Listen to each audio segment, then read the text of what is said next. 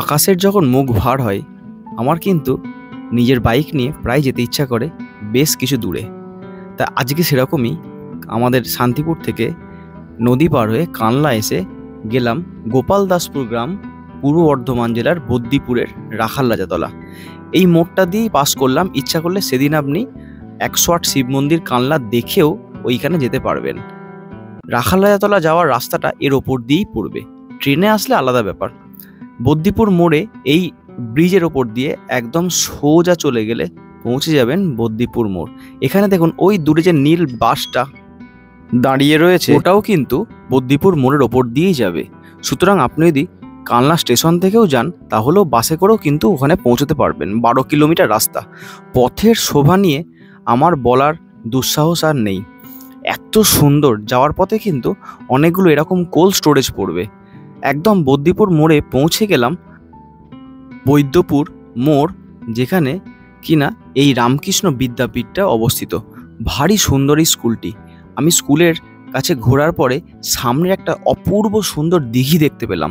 ওই দিঘিটারও একটা ভিডিও করার লোভ সামলাতে পারলাম না, একটা ভিডিও ছোট করে নিলাম। একটু নামলামও দিঘিতে। আপনারা অবশ্যই যদি বাইকে বা গাড়িতে যান এই দিঘিতে নামবেন। এটা একদম স্কুলের ঠিক অপোজিটেই এই দিঘিটা।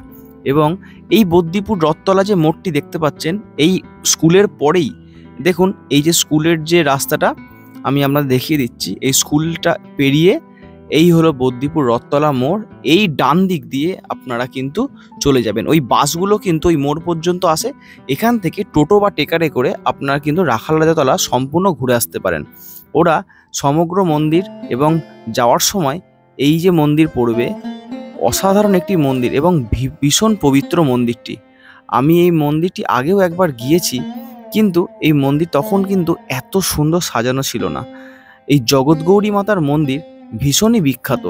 জগৎগৌরী মাতার মন্দিরের পূজা বেশ কিছুদিন আগেও হয়ে গেল এবং এখানে বহু বহু বছরের প্রাচীন প্রথা আছে, বলি প্রথা।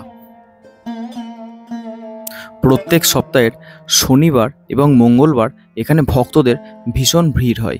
এই জগৎগৌরী মাতার মন্দিরে বহু বহু মানুষ বহু বছর ধরে মানসিক করে আসছেন। দেখুন ওখানে ছাগল যে দুটো বাঁধা ছিল সেগুলো কিন্তু এই বলির উদ্দেশ্যেই নিয়ে আসা হয়েছে। এর আগেও এখানে অনেকগুলো কিন্তু পাঁঠা বলি হয়ে গেছে আমি আসার আগে। আজকে এত ভিড় এখানে ভাবারই বাইরে। আমি তবুও আপনাদের বেশ কিছুটা তুলে ধরার চেষ্টা করছি এখানে দেখানোর। আজকে এখানে বিভিন্ন মানসিক পুজো তো আছেই, সাথে একটা দেখা গেল একজন বোবা একজন ভদ্রমহিলা, উনি খুবই কষ্ট পাচ্ছেন, তাকে মায়ের কাছে আনা হয়েছে। সকলেরই এই আশীর্বাদে সকলেই এখানে ভালো হয়ে যান। দেখুন এখানে বলি কিন্তু একটু আগেও হয়ে গেছে। তবে এই জগৎগৌরী মাতার মন্দিরে কোনো রকম মোবাইল বা ভিডিও ক্যামেরা করার বাধ্যবাধকতা কেউ বাধা আপনাকে সৃষ্টি করবে না। তাই আমি নিজের মতো এখানে ভিডিও করে আপনাদের সামনে তুলে ধরছি। আজকের পরিবেশ এতটাই উন্নত ছিল যে আমার ভিডিওর সাথে সাথে এই জগৎগৌরী মাতাকে দর্শন করে সত্যি মন সার্থক হয়ে গেল। এরপরে প্রচণ্ড ভিড়ে মায়ের সামান্য একটু দর্শন পাওয়ার জন্যে একটু ভিড়ের মধ্যেও যাওয়া হলো। ভিড়ের মধ্যে গিয়েও মায়ের দর্শন ভালো করেও পেলেও খুব ভালো করে আপনাদের ভিডিও করে দেখানোর অবস্থা ছিল না। তাই একটু ঠাকুরমশাইকে বলে একটু ব্যবস্থা করলাম যাতে করে মায়ের মূর্তিটা আপনাদের সামনে তুলে ধরা যায়। এরপর প্রসাদের পালা। ঠাকুরমশাইকে একটু প্রসাদের জন্য বললাম, উনি খুব ভক্তি ভরে মায়ের ভিডিও করতে দিলেন এবং জগৎগৌরী মাতাকে সাক্ষাৎ দর্শন পাওয়ার সুযোগ করে দিলেন। সত্যি মনটি ভরে গেল। এরপরে মায়ের আশীর্বাদ নিয়ে সামনের দিকে এগিয়ে চললাম রাখাল রাজা মন্দিরের দিকে।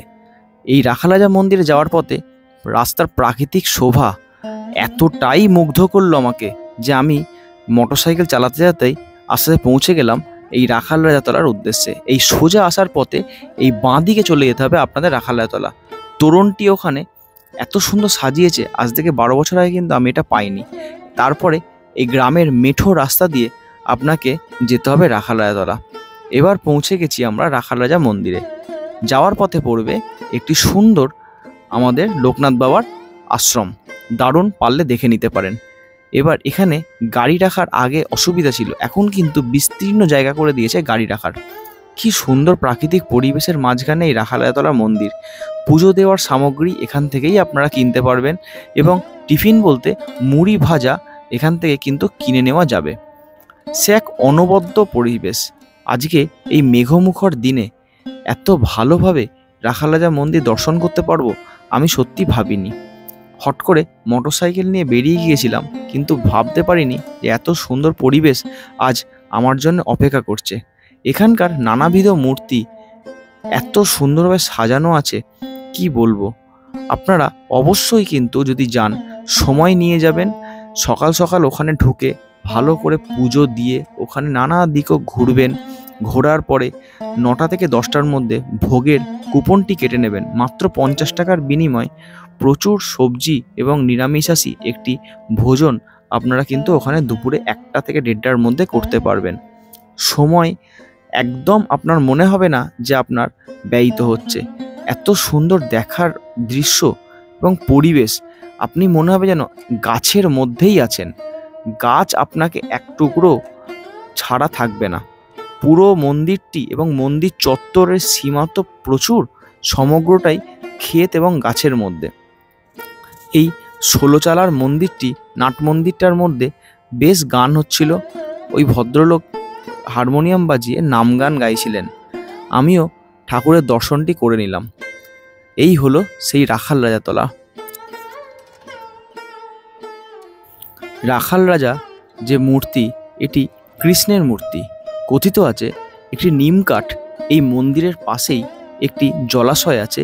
এই জলাশয় স্বপ্নাদেশে ওইখানে ভেসে এসেছিল এবং সেই নিম কাঠের মূর্তিকেই ভেঙে এবং বিভিন্ন রকম কারুকার্য করে এই মূর্তি নির্মাণ করা হয়। অসাধারণ প্রাকৃতিক পরিবেশ। আমি বারবার কথাটি এই কারণেই বলছি, ঘুরতে তো আপনারা অনেক জায়গায় যান, কিন্তু একটু সময় করে যদি এখানে আসতে পারেন, গ্রামের মধ্যে এত ভালো প্রাকৃতিক পরিবেশে এত সুন্দর একটি মন্দিরের মেলবন্ধন ঘটেছে, সেটা কিন্তু আপনাকে অবশ্যই অনুপ্রাণিত করবে। এখানকার পরিবেশে না আছে কোনো হই হট্টগোল, না আছে কিছু। আপনি শুধু মন ভরে একটু মানসিক শান্তি, ভগবানের দর্শন এবং এখানকার সুন্দর আহার, নাট মন্দিরে এত সুন্দর গান, ঠাকুরের নাম গান, এবং এখানে বসে আপনি নিজের সমস্ত রকম চিন্তাভাবনা থেকে দূরে সরিয়ে রেখে একটা দিন এখানে কিন্তু আসতেই পারেন। এখানে আসলে আমি নিশ্চিতভাবে বলতে পারি আপনাদের খুব ভালো লাগবে। এই রাখালরাজাতলার আসার সমগ্র ডিরেকশনটা আমি ডেসক্রিপশন বক্সে দিয়ে দেব। এখানে কিন্তু 50 টাকার বিনিময়ে দুপুরে এই জায়গাতে খাওয়ার ব্যবস্থা করা হয়। আজ থেকে 12 বছর 15 বছর আগে যখন আমি যেতাম, তখন কিন্তু খাবার জন্য কোনো পয়সা নেওয়া হতো না।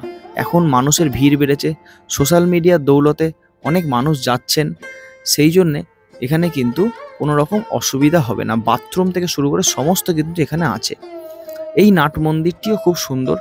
এখানে রামনবমীর দিন কিন্তু ঠাকুরকে এনে এখানে নৃত্য করানো হয় এবং প্রচুর ভিড় হয়। প্রায় 1 লক্ষ থেকে 1.5 লক্ষ লোকের সমাবেশ ঘটে এখানে। প্রচুর বড় মেলা বসে রামনবমীর দিনে। এই হলো সেই ঘাট যেখানে কিন্তু আপনারা বসে একটু সময় কাটাতে পারেন। আমার কিন্তু বেশ লেগেছিল এখানটা। এই হলো পার্কিং এরিয়া, এবং মন্দির চত্বর ঘোরার পর আপনারা যদি মনে করেন আরও গ্রামে ঘুরবেন, তাহলে এদিক দিয়েও কিন্তু যাওয়ার রাস্তা আছে। আমি যেটা বলেছিলাম মনে করে দেখুন, সমগ্র দিক গাছ কিন্তু আপনাকে পেছন ছাড়বে না।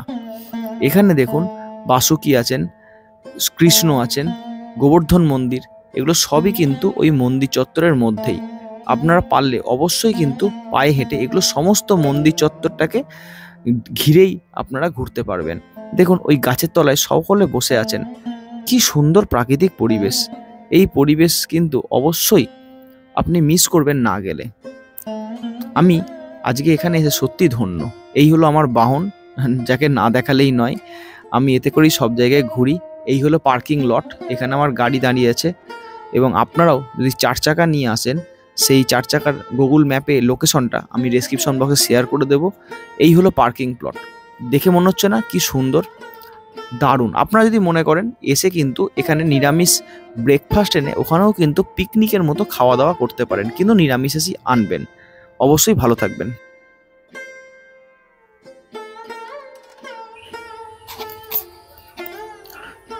তো নমস্কার, আজকে যে এপিসোডটা আপনারা দেখালাম সেটা হলো রাখালরাজাতলা। যেটা হলো কানলা থেকে বদ্দিপুর পর্যন্ত আমরা এসে সেখান থেকে প্রায় 7 থেকে 8 কিলোমিটার এলাম। তা এক অভূতপূর্ব পরিবেশ, এবং এই পরিবেশের মধ্যে একটা দিন একবেলা দুপুরে এখানে অন্ন গ্রহণ করে আপনারা কিন্তু বিকেল বিকেল রওনা দিতে পারেন নিজেদের গন্তব্যস্থলে। অসাধারণ বললেও কম হবে। এত নিরিবিলি পরিবেশ, আজ থেকে 15 বছর আগে আমি নিজেও এসেছিলাম, সেই পরিবেশটা কিন্তু এখন এখানে বজায় আছে।